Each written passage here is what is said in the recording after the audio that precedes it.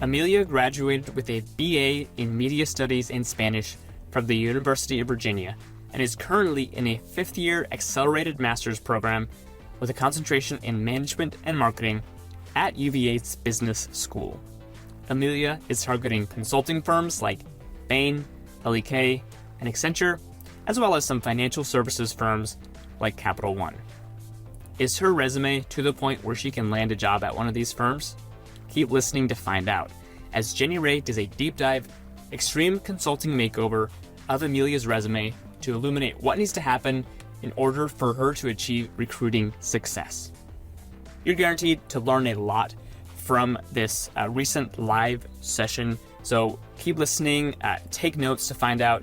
Click the link in the show notes to see the before and after of Amelia's resume. Without further ado, let's get into the episode. Thank you, Amelia. That's a great view. Okay, awesome. So let me just see what I see, right? So we've got University of Virginia. Looks like I know UVA because it's my alma mater, so wahoo-wah. So you've got the master's and the BA, both from kind of the two different schools, and then also UVA and Valencia. So that's great from an education perspective. We always look for no high school. So that's, good guidance that you got in that one. Your professional experience. So Soul Systems, Rem and Company at UVA, and then First Street Foundation. So Charlottesville, DC, New York. I'll kind of talk through some of what I think is missing there, because I think that's probably a big opportunity just right off the bat to beef up the communication of what you did in places, because it's not immediately like, oh, I interned at Amex, or I interned at Capital One, or I interned somewhere. And just for context, I interned in Ghana at a hospital through a grant, and then I was at a ranch in Wyoming. So trying to communicate some of my experiences with my potential employers was a challenge. So I'll talk through how to do that. I've got lots of insight on that. You have better experience than I did, but I think we could beef that up. And then leadership. So sorority leadership, and then college council. So both at Charlottesville. And I think, again, I think we can actually borrow some space back here, but again, kind of punch up what you're doing there. And then we've got this big, fun, hefty session, skills and relevant coursework. There's just one thing that's missing on here immediately. And I'm going to start there, and then I'll dive into your experience. Is what I would say the last line of every resume should be is an interests line. And the reason is that when you are competing in unusual job markets, everybody's coming in with a degree, with skills, with experiences. But the one thing that nobody will replicate is you. And so when they look for the X factor, it's not actually all of the above. It's the thing that helps you stand out, the thing that makes them want to say oh, I would love to talk to this person. And your interest gives them the spice to do that. So you can't put boring ones like I love to walk on the beach and I love, food, right? You have to kind of be my favorite restaurant is my favorite hike I ever did was I have this odd talent on the mandolin, something that you can imagine if you threw it into a conversation would really, add some, not quirk, but just oh, I'd love to talk to this person about that. So don't just put reading, put what you love to read, put not just cooking, what you love to cook. Just the more specifics, the more they're hooks that people would like to talk into. So we're going to make that the new last line of your resume. So let me zoom out for a second, talk about big picture, and then I'm going to come back and talk about some of your specifics, if that's good. This is in two contexts because you've applied to a lot of the roles. So we want to kind of make sure that this is what you want for your future applications, but we also want to make sure that you think about the story that you want to tell when you do get the audiences at firms, right? When they say, yes, we'd love to interview Amelia. The bigger picture is, I don't care how competitive it is, I'm a winner. Right. And so when I graduated from UVA, I'm an ancient, I'm an actual relic. They're going to make a statue of me at some point soon. I graduated in 2002. So 2001 with 9/11 and everything that happened was a big time of economic uncertainty. So before 2008 and the great financial crisis, 2002 was the worst hiring period prior to that, right?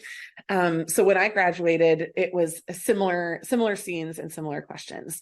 But I will say this, every single firm hires. Like if they're coming to UVA, they all are hiring. None of them are coming to tell you about a job that they can't have. So it's not about the availability of jobs that has ever been the issue. It's the similar situation to kind of college applications. Like sometimes the applicants go up and sometimes they go down, but everybody's taking classes, and that's the same at firms. So here are two things that are different about this year. Number one, the firms are nervous. So they've never been this nervous before, and they don't want to hire you. You are a fixed cost in their business, in a variable work environment, right? So they don't want to hire you and have you on board and then not have work for you to do. So there will be a robust, we expect, second season of hiring in the spring of next year for full-time hiring. So I know you're not applying for internships, but internships are like very, very slim. And the expectation for internships is that 100% of people they're hoping will get and receive offers from those internships. And usually it's like already 80%, and they're pushing that up toward 90% is really what they're hoping for in this year. But for the full-time hiring, they're like, well, we could just wait. Right? Like internship hiring, you could take people now, or you could take people later, but I could also interview in April, Amelia. And so that's why you want to really begin the off resume conversation with a lot of these firms and leave it open with some of them, right? So, especially with boutiques who are more sensitive to holding headcount that they can't afford, and who are more flexible with their hiring timelines.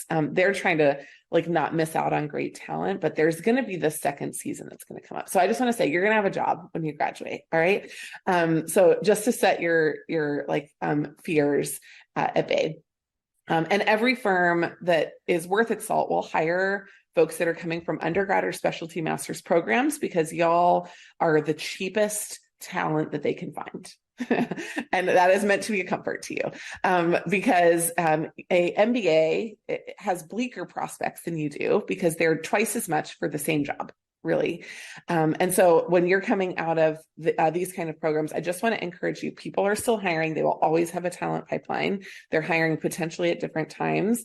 But your competitiveness does matter. And of course, if you're able to land a job that you're really excited about early on, then that's going to be the best case scenario. But I ended up applying 2.5 years after I graduated, when the market had picked up a little bit, after doing other stuff kind of in the meantime. So I know you have a lot of openings on your plate. I want to think about how we could get to all of those different ones. Any questions so far about what I've said? I do not. Okay, but thank you. Great. So let's talk about how to make you super stand out here. We'll be right back after this quick break. Have you ever heard a new digital trend and thought to yourself, okay, does this really matter? Asking the right questions helps you cut through the noise and get down to what matters most. I'm Jim Hertzfeld, host of the What If, So What podcast, where we discover what's possible with digital and figure out how to make it real by asking what if, so what, and most importantly, now what? Subscribe and listen, and together we can turn big ideas into tangible actions so you can get shit done. We'll be right back after this quick message. Are you having trouble getting your application reviewed or seen, or worse, your application's getting rejected as soon as you send it in? Are you having trouble conveying your story in a compelling way on your resume? If you answered yes to any of these questions, then we'd love to work with you on a resume and cover letter edit. Our MBB team edits 600 resumes and cover letters a year, and they know what works for consulting firms. We'll perform 2 rounds of really detailed and really personalized line-by-line edits on your resume and your cover letter. Check out the links in this episode's show notes to learn more. All right, let's get back to the show. So the first thing is, I want your professional experience to be a bigger part of your resume. Because one of the things that I'm looking for in this kind of environment is like a tried and tested professional. So I'm less likely to take somebody who I'm like, oh, don't know how they're going to perform. And so we're going to want to bulk out that part of your resume. Let me just talk about a few formatting things that could help us get there so that there's more real estate available in that section. The first is that I actually don't need to know that your leadership experience was in Charlottesville because it was in Charlottesville. I'm going to make that assumption. And so you can make your leadership experience introductory line one line, and you can just put like a, I don't even know what that image is called, but it's like in the upper right-hand corner of your keyboard, just a straight line after Kappa Alpha Theta, and then put president, right? And I don't need to necessarily know even your former roles in these leadership experiences. And then I would love to know the dates, but I don't need to know the locations of your leadership experience. I'm going to talk to you about where you had your professional experience. And I love to see that you were not just in Charlottesville, but in a couple cities, because that's going to give me a good proxy for an off resume conversation about like, what did you like about DC or what did you like about New York? And so those locations are important, but really only for your professional experience. So that's going to gain us 2 lines back if we do that. You've got your languages. You've got business level speaking, reading, and writing. I kind of expect some of that based on your Valencia experience, but I would move that up actually just below the skills in your bottom section. And I would move your relevant coursework up into your University of Virginia experiences. You can combine the University of Virginia experiences, even though you're at 2 different schools. Were you in the College of Arts and Sciences for your undergrad? Yes, I was. Yeah. Okay. And so, so you can put just like MS in commerce and then marketing and management concentration on one line. Do you have a GPA yet from your MS? Probably not, right? I'm not. No. Yeah, great. So your GPA is great from your undergrad, but you again can kind of put some of that up there. You don't have to put the cumulative word. I would pull your GPA up to that line. And so we're going to get like some lines back in that section. And then the same with your University of Virginia and Valencia immersion program. And I like highlighting foreign languages if you've got space in a separate line there, because it really does call out like I have some chops in Spanish. You may want to mention, because of that you're open to working in, if you are, some Latin American focused offices like Miami or Dallas or Austin or Houston. And that might give you more flexibility in terms of your conversations with people. It also is an anchor for you to begin the discussion. But, building on your Spanish language skills in offices like those can be a helpful place to kind of go outside of the crowd. Right? The crowd at UVA is, of course, based on its location, going to try to go to DC and New York. And so if you can be like, I'd actually love to go to Miami, you're going to have a separate conversation with a firm that would really like to talk to you because UVA is already a core school in a separate office. And Miami doesn't have schools the caliber of UVA at the reg, right? So they have a few great target schools, but they're actually really open to hiring from across the country. And so anyhow, those are a couple of just tips on how to use that experience in your education. You'll do that, by the way, by reaching out to people by email. You'll find them on LinkedIn, reach out to them by email, and then follow back up on LinkedIn and ask for a 15-minute conversation. Because if you can rise above the resume pool, that's kind of one of your main focuses in a super competitive environment, right? I'm going to talk now just about the leadership experience, and then I'm going to go to and spend the rest of the time in your professional experience. So in your leadership experience, again, right, we're tightening up the space because we want to make room for almost half of your resume to look like this professional experience. We're going to bulk that out a little bit. And so, you've done a pretty good job of your data points in your leadership experience. One of our rules when we're editing people's resumes is that every line has to have a data point or you take it off the resume. And so like the last line, served as a spokesperson and representative to university staff, alumni, and national board members. Like you could tell me how many people they are, how many interactions you had, but you've got to add a number in there or that line comes off. That's kind of one of our like really hardcore editing rules. And the reason is that as I look through this resume, I skip almost everything in your professional experience because there's no numbers in there. And so I'm anchoring on these places where you popped the numbers. So tell me about your budget of the, sororities have these big budgets that you're working with. So like, tell me about the budget of the sorority. Tell me a little bit about you told me about the number of members. Like, tell me about the hours that you worked. The president of a sorority is a really, really hard and challenging time commitment.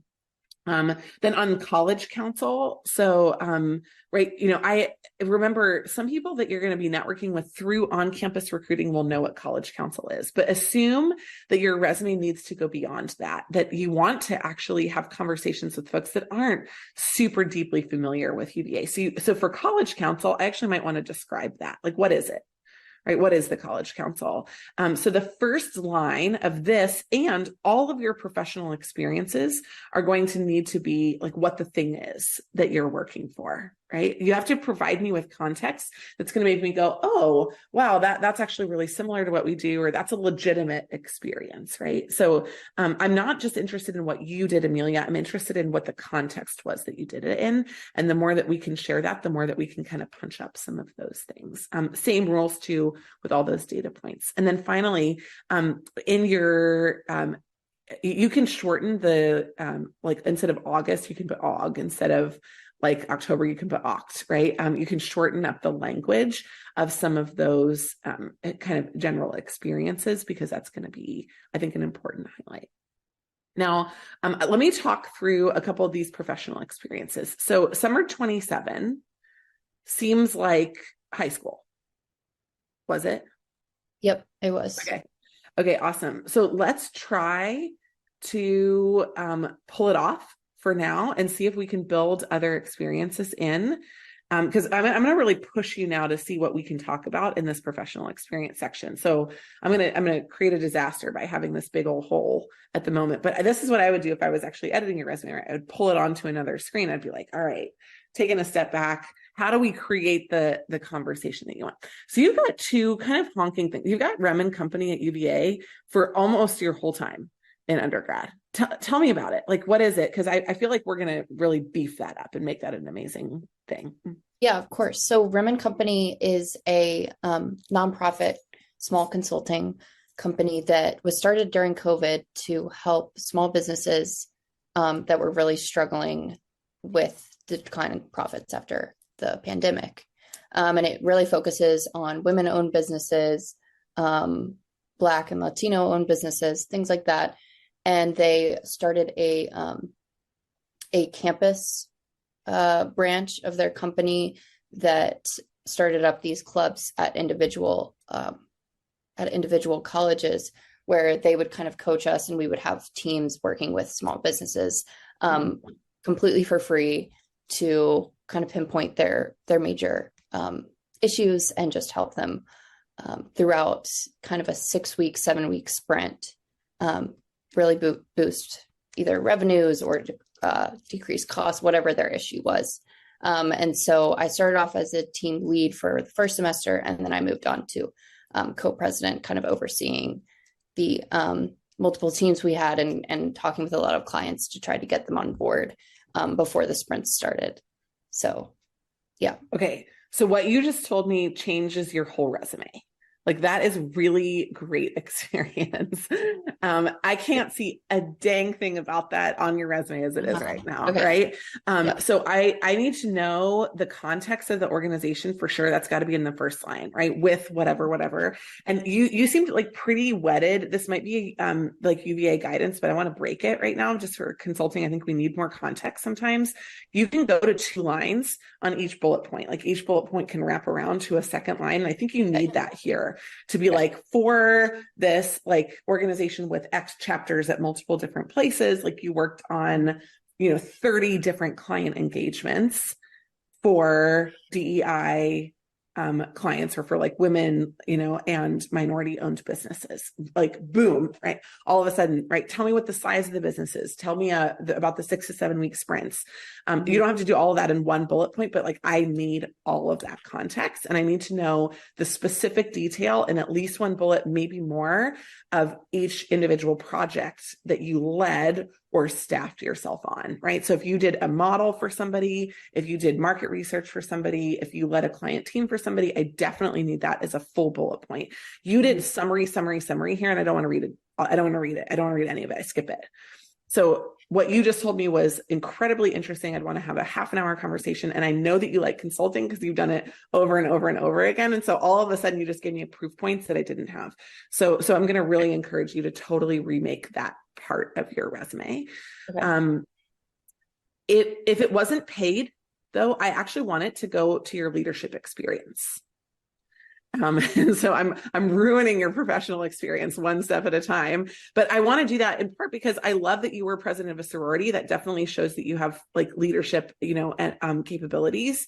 I know that they're competitive to run for president, but I would rather have you talk about, this is what I did at UVA. Like, this was my capstone of my time at UVA in the leadership experience there. And I'd rather have that be the first thing that you put up there. So I want you to actually move that into your leadership experience, because I think it's going to help there as well. Okay. Okay. So now we have to talk about this now huge gaping hole of professional experience. Mm-hmm. So talk to me about Soul Systems. Yeah. So Soul Systems is in the solar industry. They work kind of in a bunch of different buckets. They work with solar renewable energy credits on kind of a client basis. They also work with huge companies like Microsoft, Google, Facebook. And I worked as a marketing intern, and they had a huge kind of rebranding while I was there. So I helped design the website, helped with a new logo, did a lot of more like creative graphic design side stuff. I used a lot of Adobe, made some videos that were added to the website. And yeah, just produce a lot of deliverables. Okay. So SAMES, right? This is actually a really legitimate organization, and it looks like it might be like a nonprofit in Central America. Like I can't even tell, right? I have no idea what the organization does, and so I need much more spicy, content-rich bullets. And I would allocate like a pretty big chunk of your time there. You have a whole year on there. So was it a virtual internship, or tell me about the actual? Did you get promoted? Did you get rehired? Like, tell me what happened with that. So I was in person over the summer as a just summer intern. And then because my second semester, my senior year, my first semester, I was full-time student. My second semester, I was part-time student. Mm-hmm. And so, but I was still had a good amount of time in my schedule. And I communicated that to my boss, and he really wanted me to continue working with them. And so I did. After school started, I switched to a virtual internship with them. Okay. So if there's some way that you could even get approval from them to like separate out like marketing intern 1 and marketing intern 2 or something to show that you were promoted. Again, like, right, we're looking for these hallmarks of top performers, and I can't see them yet. They're hidden on your resume. You can't rely on getting me into an interview to tell me all these things. And I want to have what I really want to have in the interview is the sense of like, no, this person is exactly as good as what their resume said. You're like a hidden treasure that I might never see. There are other people who definitely like overinflate their experience, and then they disappoint, but you're so far from that. You are way more impressive than what your resume is showing right now. Okay. And so I would maybe even try to break it out into the 2 experiences, so you can have a little bit more space to talk about the projects that you worked on in the summer when you were on site, and then some of the ongoing projects that you did. And again, it will show that you were valuable, promoted, kept on. Like, this is what we're looking for in a competitive environment. I want somebody who's loyal, who wants to stay, and I want somebody who's valuable, who's great, and who I want to stay. And so having those 2 things is going to be super powerful. I know we have like 2 minutes left because we've got one more person to help out here. But is there? I feel like now there's a hole under professional experience. So is there other experience for work that you did, what if it was like a 1 week, but we have a program called Strategy Sprint, right? And we're actually running one starting in November of this year, but we run them in May and November. So sometimes people will put something like that on their resume where it's kind of the equivalent to what you did at Rem and Company, even though that was so much bigger and bolder. But it's like a 1 week, consulting assignment, or you like helped out a business for a summer. Is there anything else that you did that you just thought like didn't pass muster to get on your resume, but it might be focused on inside there?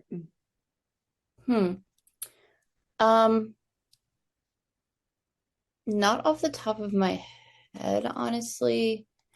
I did sophomore year of college, I did a UX UI design kind of 3-week course through this company called Forge in Charlottesville. Cool. But that wasn't necessarily a professional experience. It was just kind of a certificate kind of course. Did you do a project or a capstone or something like that for it? Yes, we did. Well, yeah, we did. Our big project was helping a small business, kind of a Charlotte tourism guide. I love it. And just overall strategy, and definitely put that on there. Okay. Yeah, you're being way too humble here. Okay. You've got way better experience, but it's again, it's kind of just masking your structure of your resume, and the actual bullet points are masking how great your experience is. So I would put Soul Systems in that. So far, we obviously, if you want us to do the whole resume edit, by the way, we'll do it for you. But okay.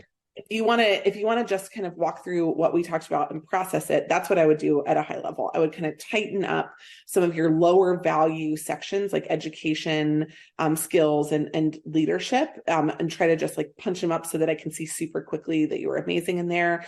I would move a few of the bullet points so there's not quite as long of a list of the skills and relevant coursework, and maybe add like if you had any scholarships or awards or anything else when you were at UVA, any other activities of like groups other than your sorority that you were involved in, like pop all those kind of in your first education section, but really focus on remaking this professional leadership experience section. And I think you're going to have a transformed resume. So send it to us when you've gone through it, and let us know, obviously if you want to book an edit, we can do an edit for you, but one way or the other, I would love to see it afterwards and be like, yes, that was what we were going for.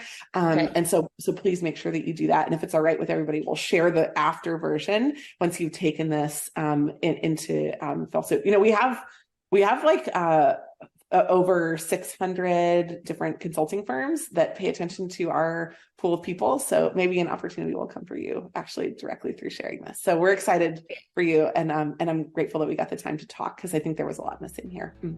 Great. Thank you so much, Jenny. I really appreciate it. You're so welcome. If you're interested in getting an extreme consulting makeover, you can. Check out the link in the show notes to apply today. If you need a resume and cover letter edit, link in the show notes for that as well. We'd love to work with you. Thank you for tuning in to Strategy Simplified. We'll catch you again in the next episode.